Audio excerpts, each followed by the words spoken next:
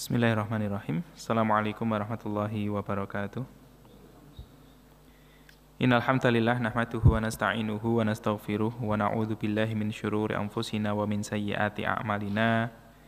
May yahdihillahu fala mudhillalah wa may yudlil fala hadiyalah.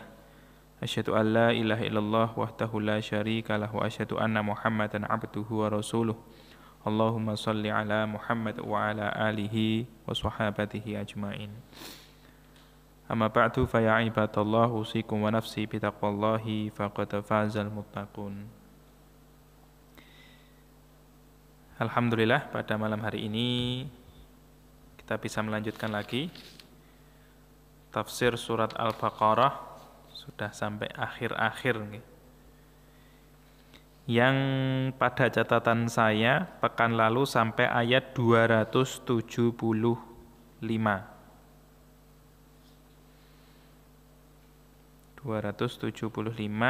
Ayat awal berkaitan tentang riba. Jadi kita lanjutkan dulu terjemahannya. Terjemahannya sampai nomor berapa? Sampai ayat berapa terjemahan? Sampai 277. Jadi saya lanjutkan keterangannya dulu, nanti baru dilanjut terjemahan di 278 berarti nggih. A'udzu billahi minasyaitonir rajim. Yamhaqullahu riba wa yurbis shadaqat wallahu la yuhibbu kulla kaffarin athimin. Kalau kita kembali ke ayat 275 berkaitan tentang riba ini, maka di dua ayat ini 275 dan 276 Allah Subhanahu wa taala baru menerangkan tentang apa akibat dari perbuatan riba. Bahwa orang yang makan riba begini gitu ya. Kemudian barang siapa yang sudah diberitahu kemudian mengulangi menghalalkan riba tersebut, mengatakan bahwa riba itu seperti jual beli gitu ya. Dia akan menjadi kekal di dalam neraka gitu ya.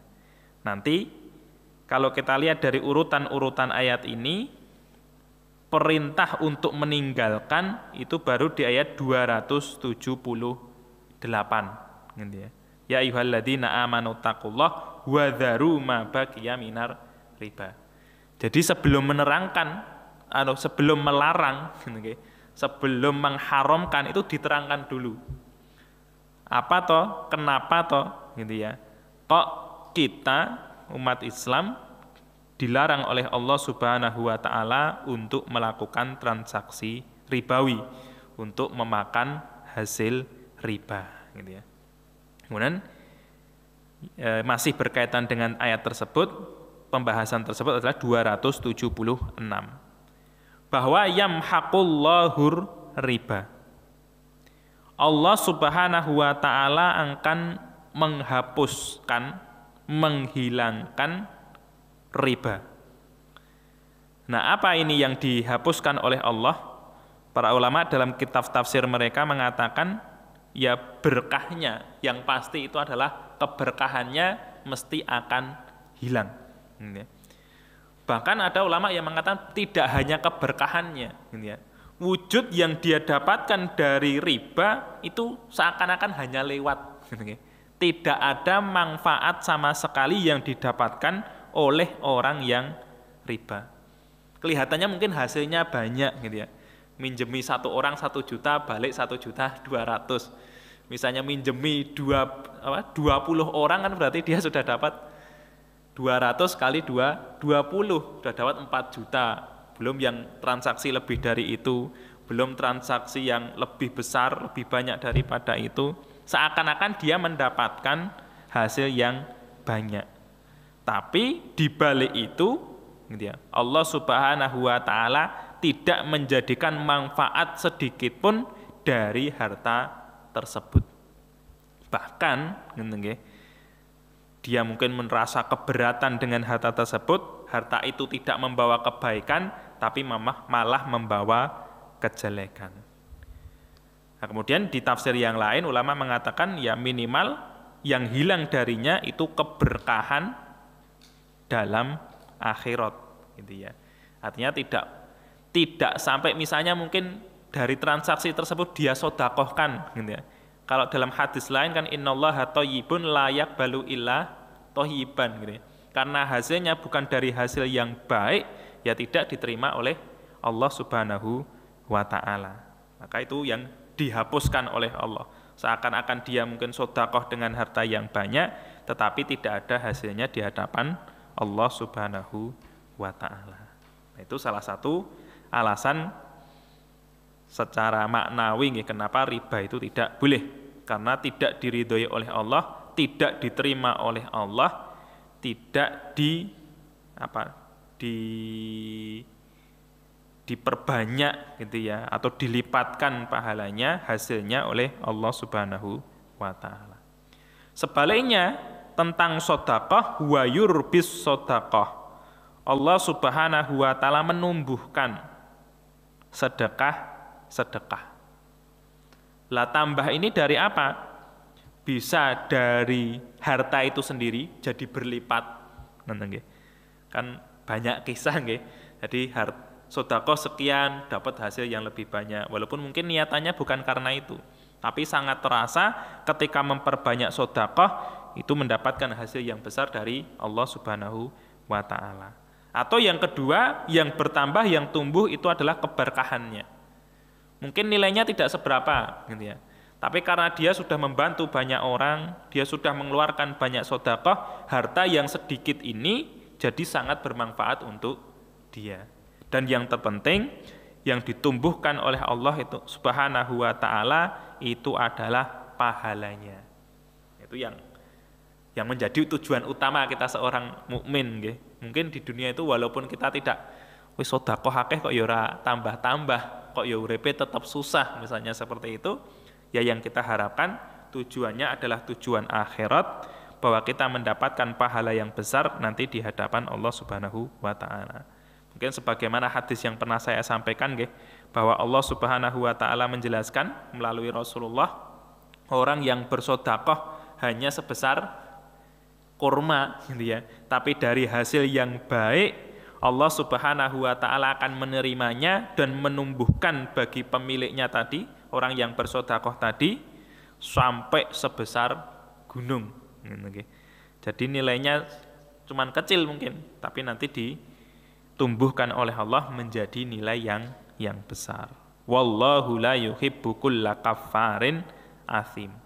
Dan Allah itu tidak mencintai, tidak menyukai, artinya tidak ridho, tidak senang ya, kulla kafarin, kepada setiap orang yang kafir.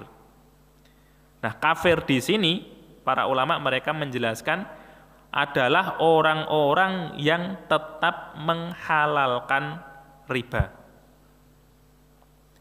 Jadi kok kafir dikaitkan dengan riba, bagian mananya? Ya bagian orang yang mengatakan innamal bai'u mithur riba. Kok ora oleh to riba gitu ya. Sedangkan riba itu kan ya sama saja dengan jual beli gitu ya. Padahal yang jelas Allah menghalalkan jual beli dan Allah mengharamkan riba. Jadi di sini para ulama juga mengambil kesimpulan, barang siapa yang bahasanya tidak terima gitu ya, atau menghalalkan yang diharamkan Allah, maka dia menjadi kafir. Walaupun mungkin sebutannya bukan orang kafir, tapi dia sudah melakukan perbuatan yang menyebabkan dia kufur gitu ya. Jadi antara para ulama itu kan membedakan antara malas, tidak suka, sama menghalalkan. Bahasanya misalnya orang meninggalkan sholat, karena apa dia meninggalkan? Karena malas. Ya beda hukumnya dari orang yang meninggalkan sholat karena memandang bahwa sholat 5 waktu itu tidak wajib.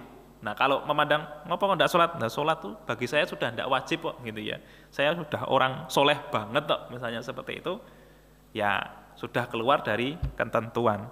Tapi kalau alasannya wah malas gitu ya, sibuk, sering ketiduran gitu ya, atau sering lupa, tapi masih memandang itu sebagai suatu kewajiban, ya belum gitu ya, belum sampai kepada kekufuran.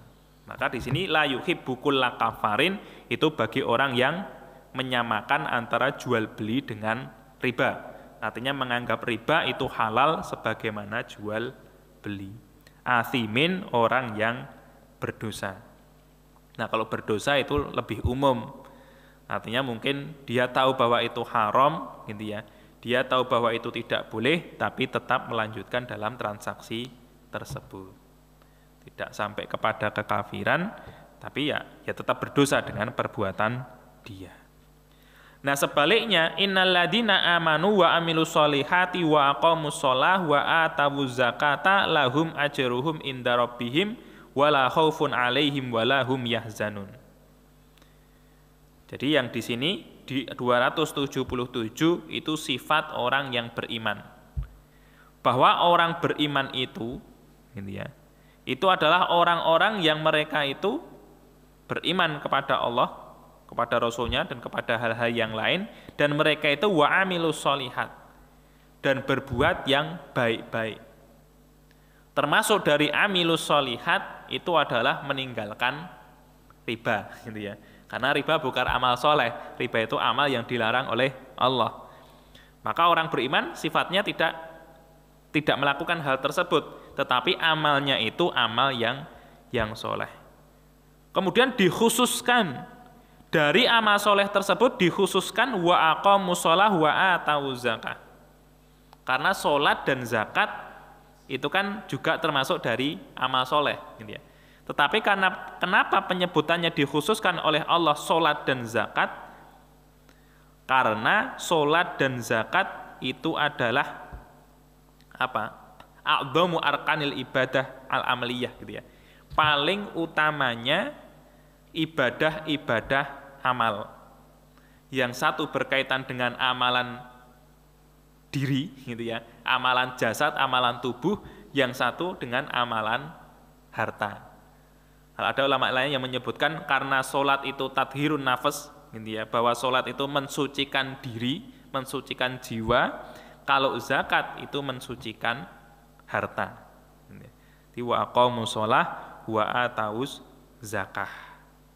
Maka bagi orang-orang yang melakukan hal seperti ini, ada tambahan lagi nggih, ada ulama yang mengatakan wa aqamus sholah itu amalan yang berat pada diri. Nah kan lebih berat puasa. Nek puasa kan kewajibannya tidak terus-menerus nih. Tapi kalau sholat itu kan setiap hari, ada yang pagi pas ngantuk, ada yang malam pas lelah, ada yang siang pas panas gitu ya. Maka secara istiqomahnya itu lebih berat daripada puasa. Puasa yang wajib misalnya Ramadan saja gitu ya. Tapi kalau sholat kan 5 waktu setiap hari. Maka disebutkan iqamatus sholah itu yang berat, amalan berat di dalam tubuh gitu ya.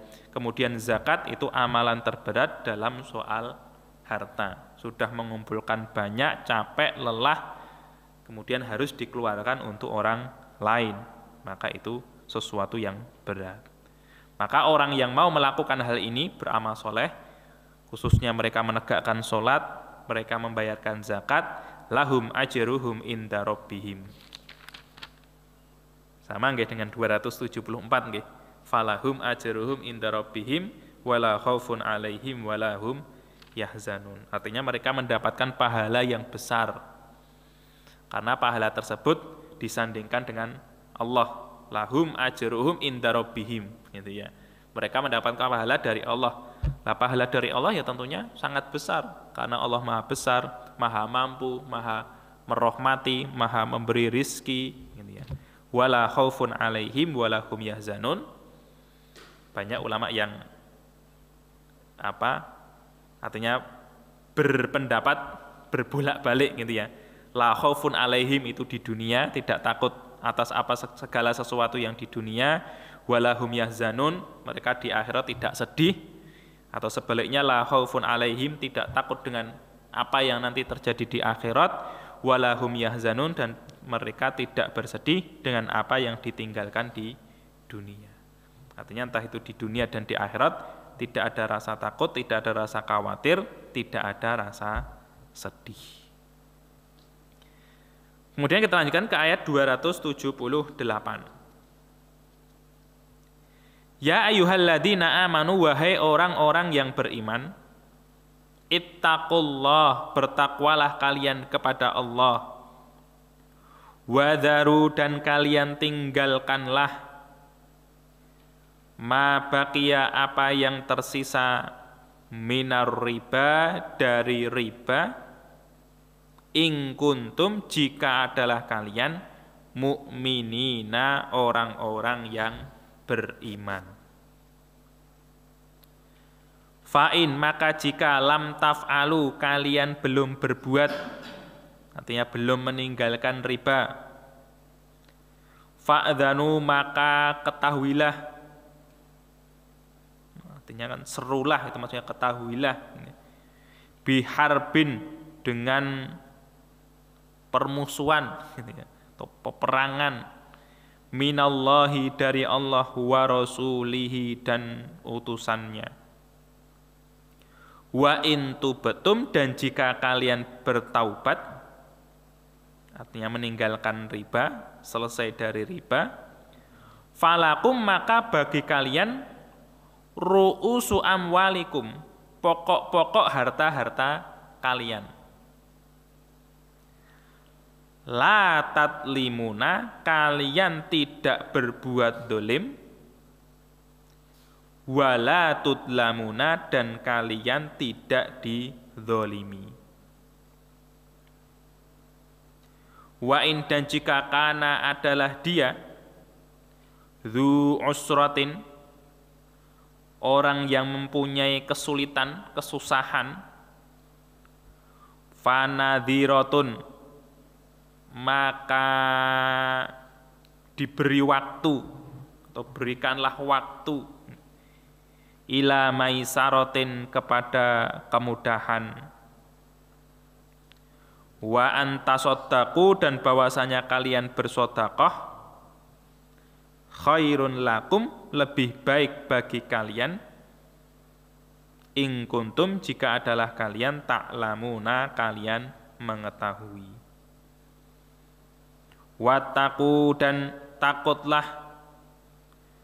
yauman, pada suatu hari, turja'una, kalian dikembalikan, fihi, padanya, pada hari tersebut, ilallahi, kepada Allah.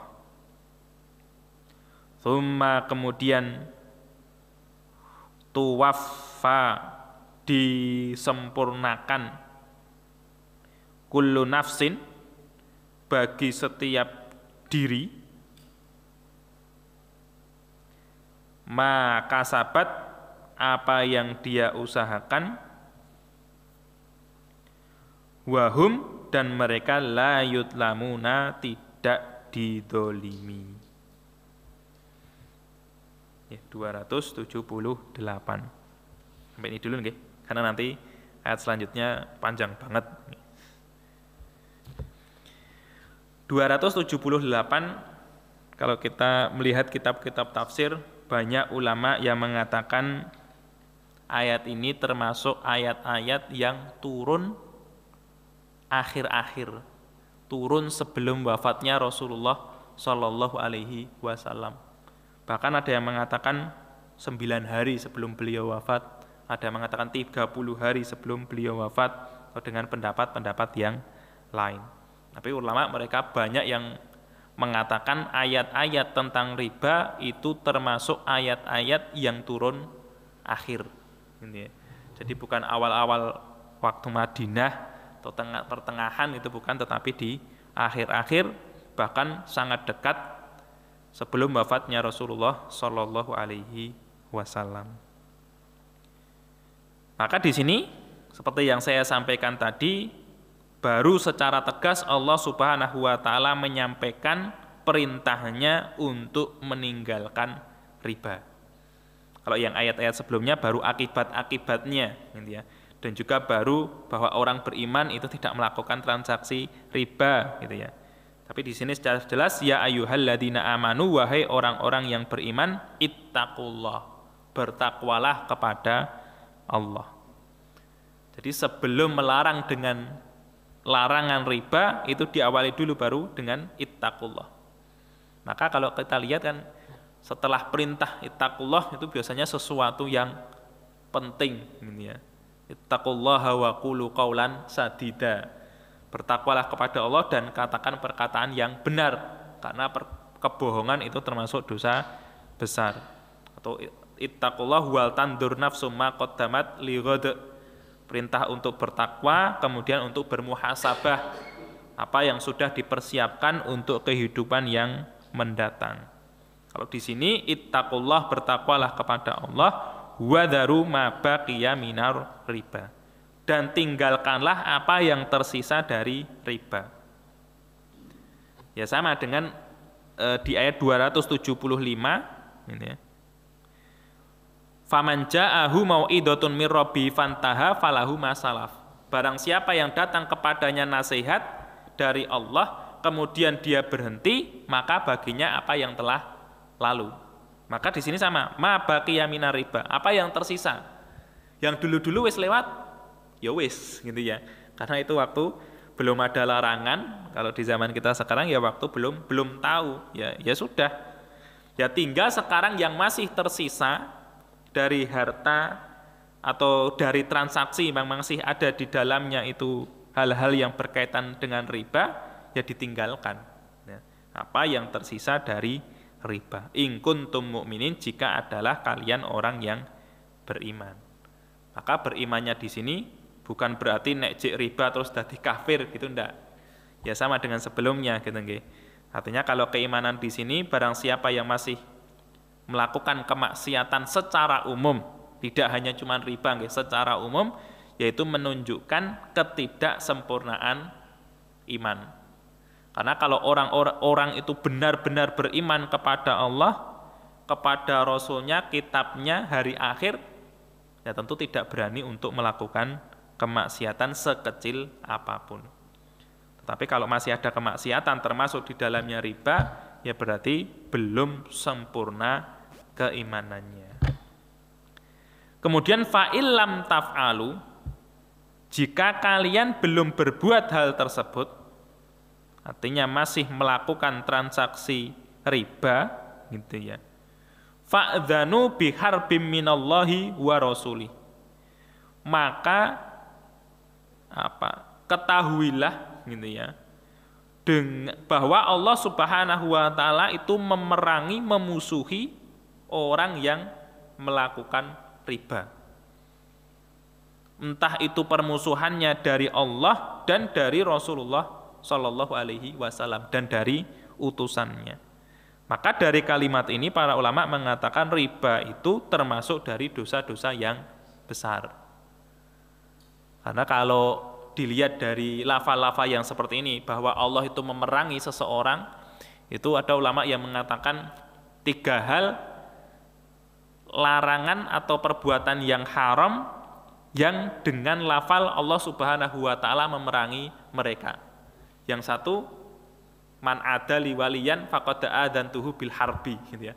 Orang-orang yang memusuhi walinya Allah, orang-orang yang memusuhi orang-orang soleh.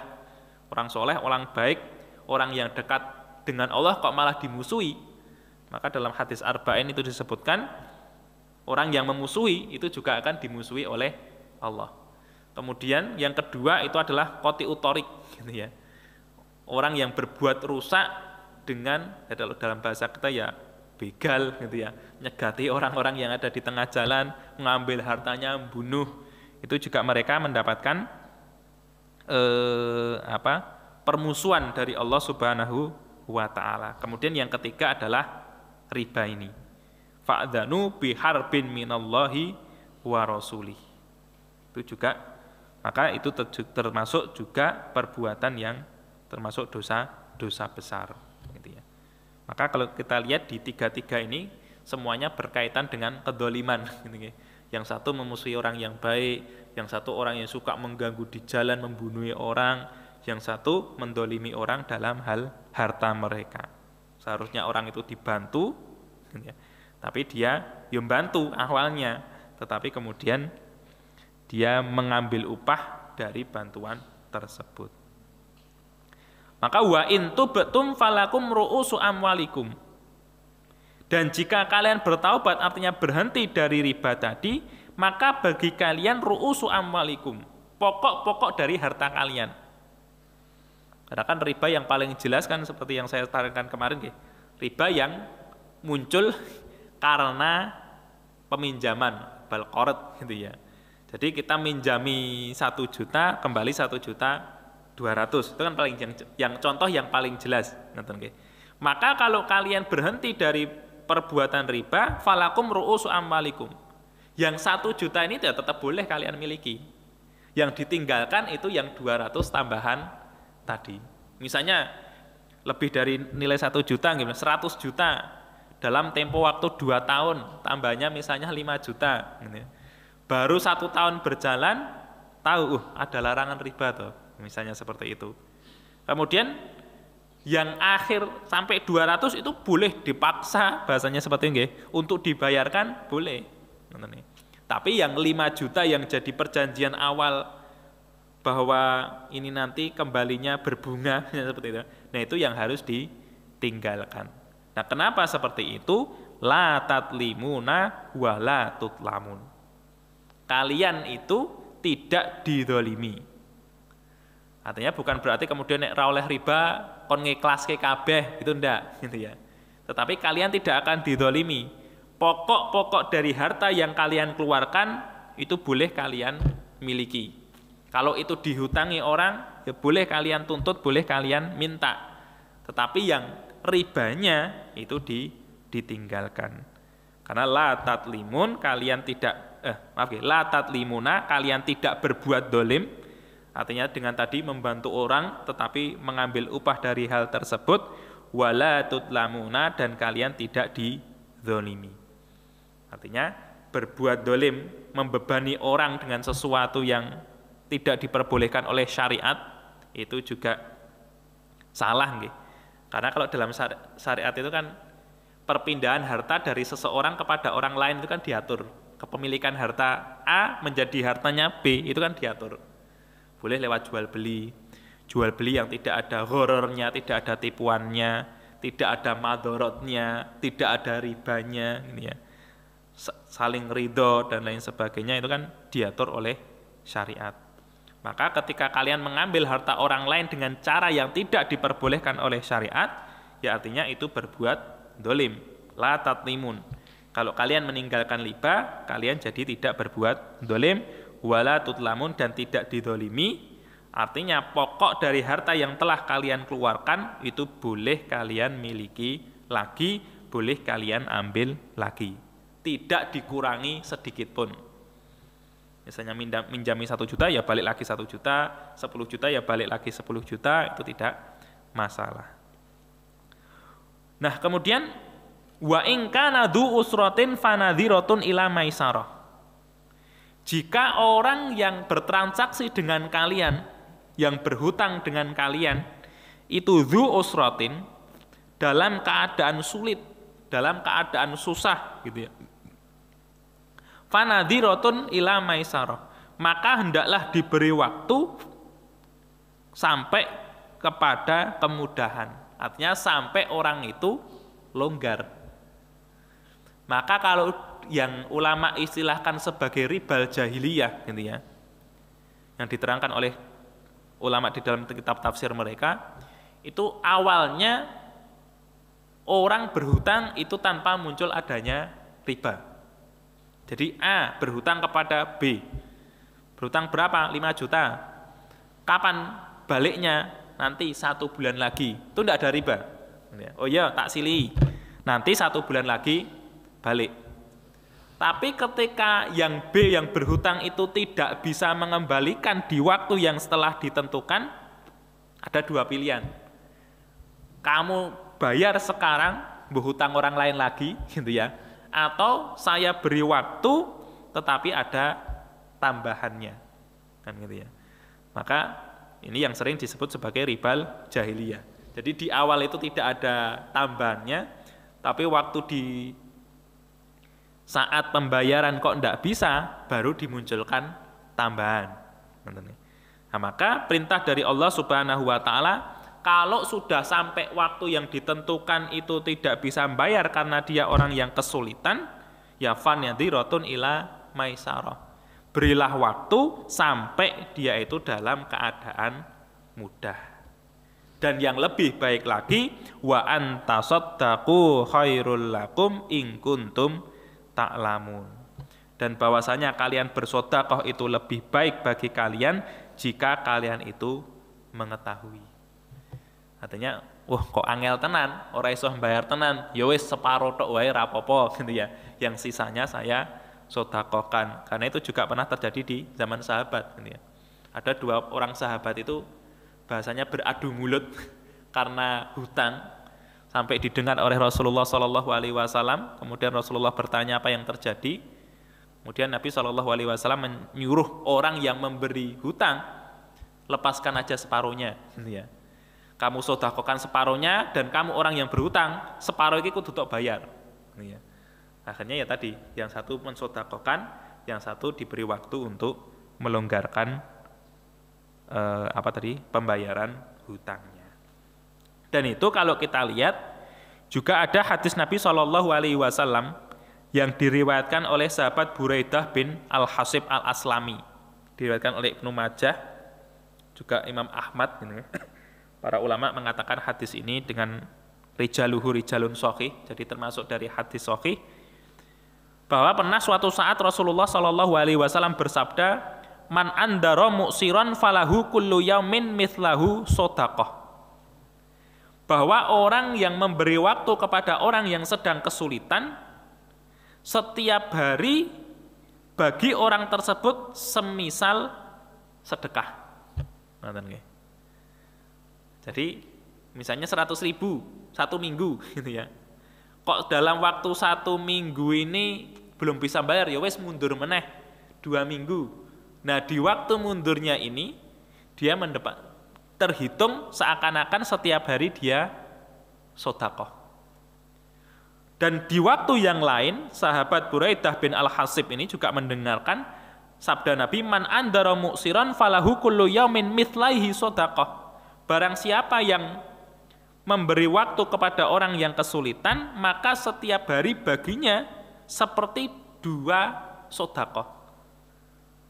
Maka sahabat tadi bertanya kepada Rasulullah, wahai Rasulullah, aku mendengarmu bersabda, suatu kali kamu mengatakan 1 sedekah. Gitu ya. Setiap hari semisal 1 sedekah. Kok di waktu yang lain engkau bersabda setiap hari 2 sedekah gitu ya. Perbedaannya apa? Maka diterangkan oleh Rasulullah Shallallahu alaihi wasallam, lahu bikulli yaumin mithlahu sedekah. Orang tadi mendapatkan semisal yang dia utangi tadi, yang dia serahkan tadi, sedekah sebelum selesai waktu hutangnya. Kalau sudah selesai waktu hutangnya dan tetap diberi waktu, falahu kulla yaumin mithlaihi sedekah. Maka baginya setiap hari 2 semisalnya sebagai sedekah. Maka memang ya, kalau di dalam kisahnya para ulama, ada ulama itu senengnya ngasih hutang gitu ya. Karena ngasih hutang itu nanti terhitung sebagai sedekah setiap hari. Kalau misalnya waktunya sepekan 100.000 tadi nggih. 1 pekan ini dalam waktu 1 pekan karena dia orang yang benar-benar kesulitan, ya wis tak kasih hutangan 100.000 tapi nanti dikembalikan 1 pekan gitu ya. Selama 1 pekan ini setiap hari seakan-akan dia sedekah 100.000. Kalau sudah sampai 1 pekan belum bisa bayar dan diberi waktu tambahan, maka hari-hari berikutnya seakan-akan dia sedekah 200.000. Ya. Tetapi tentunya kalau kita lihat dari ayat ini 280, wa antasaddaqu khairul lakum. Walaupun seakan-akan kita memandang, nek setiap hari seakan-akan sedekah 100.000 ya akeh banget no, gitu ya. Berarti nek sepekan udah 700.000. Apalagi kalau nanti hutangnya mundur 2 kali lipat, setiap hari seakan-akan sedekah 200.000 gitu ya. Tetapi yang jelas wa antasaddaqu khairul lakum. Kalau itu direlakan disedekahkan, diberikan, gitu ya, itu lebih baik bagi kalian. Pahalanya tambah lipat-lipat lagi, pahalanya lebih besar lagi in kuntum ta'lamun jika kalian tahu. Artinya ya kita tidak tahu hitungannya. Yang pasti itu sesuatu yang banyak, itu sesuatu yang besar. Wattaqu yauman turja'una fihi ilallah tsumma tuwaffa kullu nafsin ma kasabat wa hum la yutlamun. Dan takutlah kalian terhadap hari yang kalian semua itu dikembalikan kepada Allah Subhanahu wa taala. Artinya apa? Semua dari kalian itu akan kembali kepada Allah, semua dari kalian itu akan dimintai pertanggungjawaban atas amalan-amalan dia. Termasuk juga kedzaliman yang kalian lakukan. Apa salah satu perbuatan dolim? Ya dalam ayat ini, konteks ayat ini ya riba tadi, gitu ya. Membantu orang yang kesulitan, tetapi nanti waktu mengembalikan harus dilipat gandakan, ditambahi, gitu ya. Semakin lama semakin besar pembayarannya, semakin besar tambahannya, gitu ya. Itu termasuk perbuatan yang dolim, maka kalian takutlah jangan sampai berbuat dolim. Kenapa seperti itu? Tsumma tuwaffa kullu nafsim ma kasabat wa hum la yutlamun. Karena nanti Allah akan memberikan secara sempurna balasan terhadap setiap jiwa, balasan terhadap setiap diri. Tergantung apa yang dia perbuat. Kalau perbuatannya itu perbuatan yang baik, ya diberi oleh Allah Subhanahu wa taala hasil yang baik, pahala yang baik, balasan yang baik. Tetapi kalau perbuatan yang dolim, perbuatan yang jelek, perbuatan yang memaksiati Allah dan Rasul-Nya, ya hasilnya juga hasil yang jelek. Itu diberikan oleh Allah secara sempurna. Dan la yutlamun wahum la yutlamun. Tidak ada kedzaliman sama sekali. Semua akan mendapatkan sesuai dengan porsinya masing-masing, sesuai dengan amalannya masing-masing. Kalau amalan itu baik, mesti dapat baik. Kalau amalan itu tidak baik, ya mesti dapat yang tidak baik. Itu Allah ingatkan kita supaya kita di waktu yang masih diberi oleh Allah ini itu bermuhasabah, bahwa semua dari kita itu akan dihitung amalannya. Kalau di dalam surat Al-Zalzalah, "Fama ya'mal mithqala dzarratin khairan yarah." Sekecil apapun perbuatan baik itu pasti akan dilihat, akan terlihat, akan tampak. Wa may ya'mal mithqala dzarratin syarran yarah.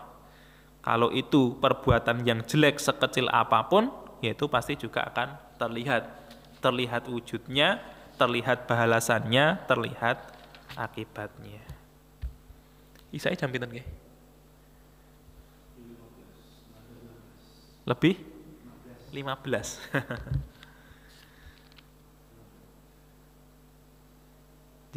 Karena ayatnya sangat panjang banget. Untuk persiapan Isya mawon nggih. Ma'asyiral muslimin rahimakumullah, itu yang berkaitan tentang riba.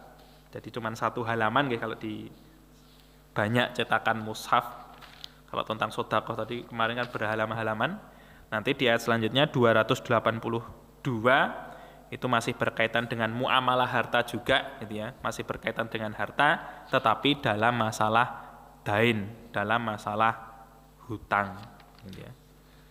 Hutang piutang, ya ini termasuk kesempurnaan Islam, gitu. Jadi urusan antar manusia itu aturannya sampai diturunkan dari langit, dari Allah Subhanahu wa taala. Kalau ulama mereka mengatakan dalam maqasidus syariahnya, tujuan syariatnya yaitu agar muamalah antar manusia itu memang terjaga dengan baik. Tidak terjadi perselisihan, tidak terjadi permusuhan, tidak terjadi saling dendam, saling mendolimi, gitu ya. Maka di dalam aturannya, gitu ya, itu semua dijaga oleh Allah, langsung diatur oleh pembuat manusia, langsung diatur oleh pemilik manusia.